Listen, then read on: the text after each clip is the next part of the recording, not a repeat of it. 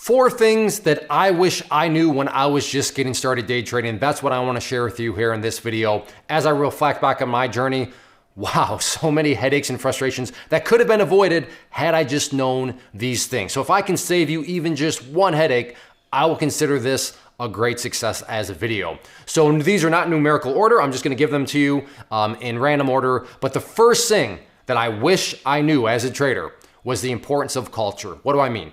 Who are you surrounding yourself with? On one end of the extreme is, I'm going to do this all by myself. Bad idea. There is great value in being around other people that can point out blind spots, that can make you, aware of opportunities that maybe you just flat out missed. There is great value in being surrounded with people. But on the other end of the spectrum of culture and who you're surrounded with yourself with is, well, you can put yourself in a really, really bad situation, which was me. I didn't understand just how important the culture thing was, who you surround yourself with, and then I found myself in this situation. So I dug back, found one of my first ever messages that I put out on a message board, and yeah.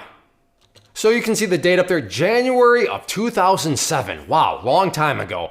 But here I start saying I've done my DD. DD just means due diligence, which means research, right? That's like what I was trying to sound cool doing. Okay, so I said I've done research. What was my research? Which is not too difficult when all you have to do is type Aero Exhaust into Google, Yahoo, and have thousands of results pop up. Or go to eBay.com and see that there are people selling the product. Now you're definitely reading that right. My research was running a Google search and a Yahoo search and then going to eBay and saying, oh, look, there's some product. Oh, wow. Yeah. Wow, they were great. Right? You're like, wait, you think your research was you ran a Google search? And because there was products, like that was some sort of good validating research? You're right, that was not research. That was very terrible research at best. But here's the thing with culture. Nobody called me out on it. If anything, because I was in an echo chamber in the wrong culture, everybody just encouraged me, said, oh, great job, thanks for contributing. That's not what I needed.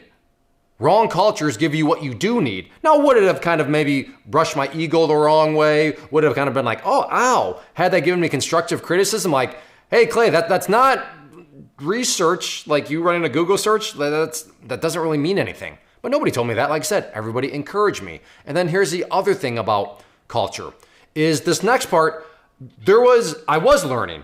And I say that now because looking back with what I know, but at the time, I was trying to put some things together and I was trying to learn, but did the culture actually allow me to learn? Well, let's look. I then say, Mr. Trendgreen, who was one of the people that was posted on the message boards, seems to be respected by most and is very excited about FCCN, which was this company that I was investing in.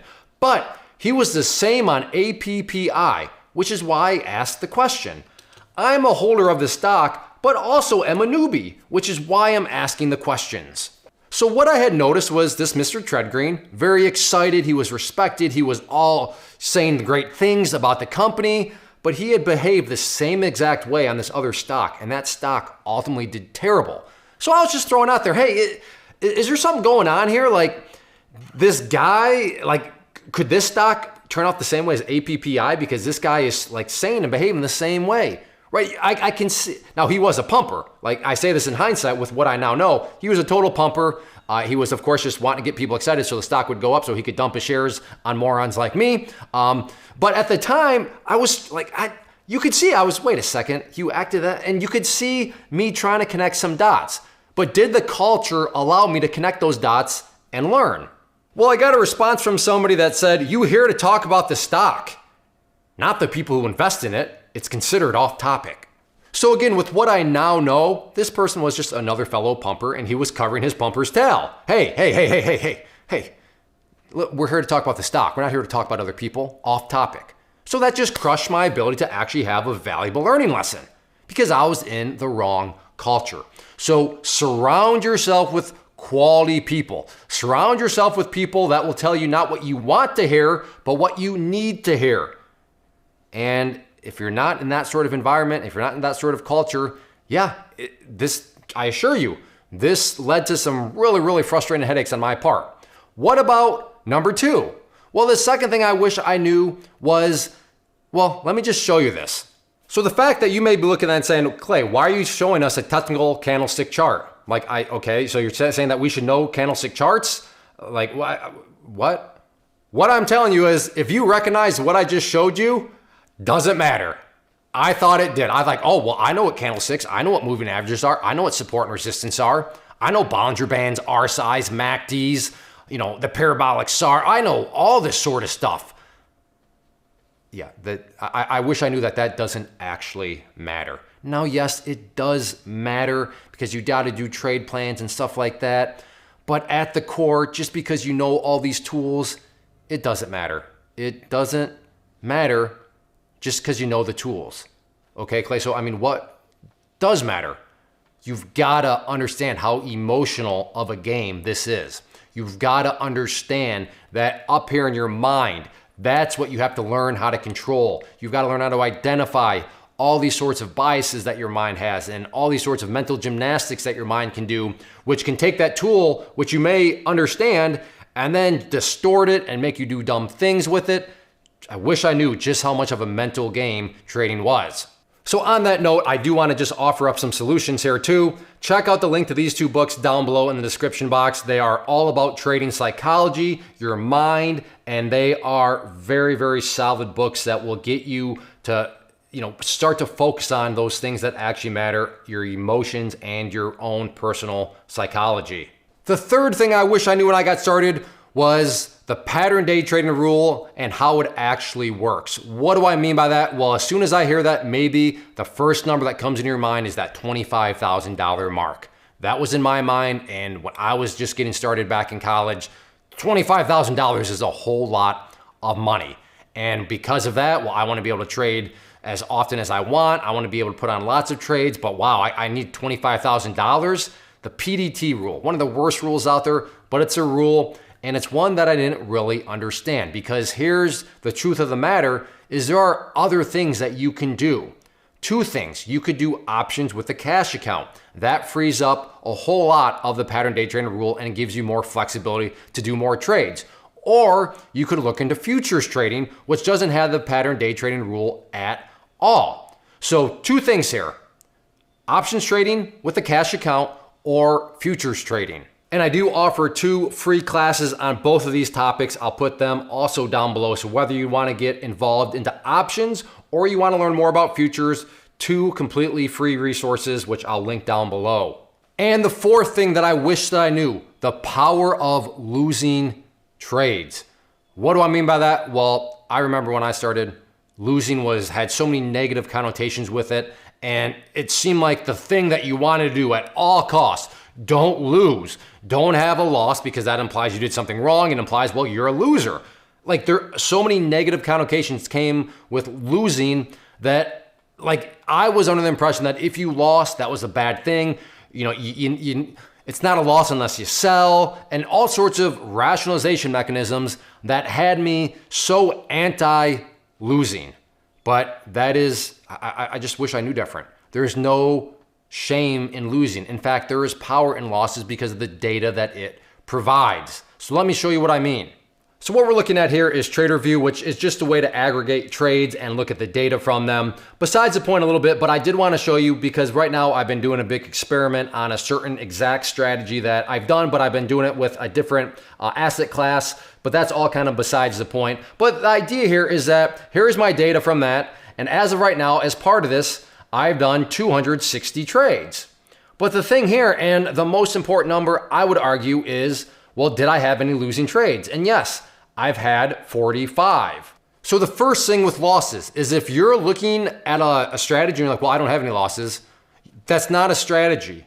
If you don't have any losses, that's not a strategy, because think about the logical implications of your claim. If you're claiming your strategy does not have any losses, then you have officially become the greatest trader and investor that the world has ever seen, because, well, you don't lose. You have a 100% win rate. That does not exist. Something is wrong in your strategy. You're either holding and hoping, you're averaging down, and yes, it's worked so far, but that's where the second thing that losing actually brings about and helps shed light on. So yeah, like I said, I've had 45 losing trades, but what has that done to my overall results? I mean, I was wrong. I lost 45 times. Well, as of right now, the total gain and loss of this strategy is over $7,200. So my point is this, the power of losses is it allows you to see if you have an actual strategy, because you can be right, or you could have a strategy, that's 99% consistent. In other words, 99% of the time you are making money. But if that 1% wipes away all the losses or takes away a vast majority of the losses, is that actually a strategy? Probably not, but you don't get that data. You don't get to actually start to understand and learn that stuff without losses. So I'm not saying you go out there and intentionally lose. I'm just saying don't be scared of losing. Losing gives great data. Losing is part of the game. And if you want to figure out if you have a strategy, let alone a valid strategy, you've got to have losses. Again, I'm not saying you go out there and intentionally lose, but don't be afraid of losses, because there is power in losses. The data it provides is going to shed light onto all sorts of dynamics of a strategy that you need to have light shed onto. So those are the 4 things that I wish that I knew. Maybe you already knew some of them. I hope you did. But yes, surround yourself with the right people. Realize the importance of emotion and your psychology. Go out there and what was the what was the third one? Now, importance of culture. Oh yeah, the PDT rule. Don't fall in the PDT rule. And then the power of losses. Maybe the 5th one would be before you do a YouTube video, make sure you memorize the 4 things. But that's just. I've never claimed to be good in front of a camera, but those are the 4 things that I would say I wish that I knew. So I hope this helps. If there's anything else that you wish that you knew and you have more experience, by all means, please leave those down in the comment section. If we can get a good list going, I think that'd be very helpful to those that are new and just getting started. But yeah, those are the 4 things that I wish that I knew when I got started. First off, thanks so much for watching the entire video. Real quick, before you go, I want to invite you to a live webinar, web class, training, workshop, online event, whatever you want to call it, but it will be me live revealing to you what I've discovered that has allowed me to transform myself from being an employee to being my own boss, including how I had only 1 losing day out of 73 days in total.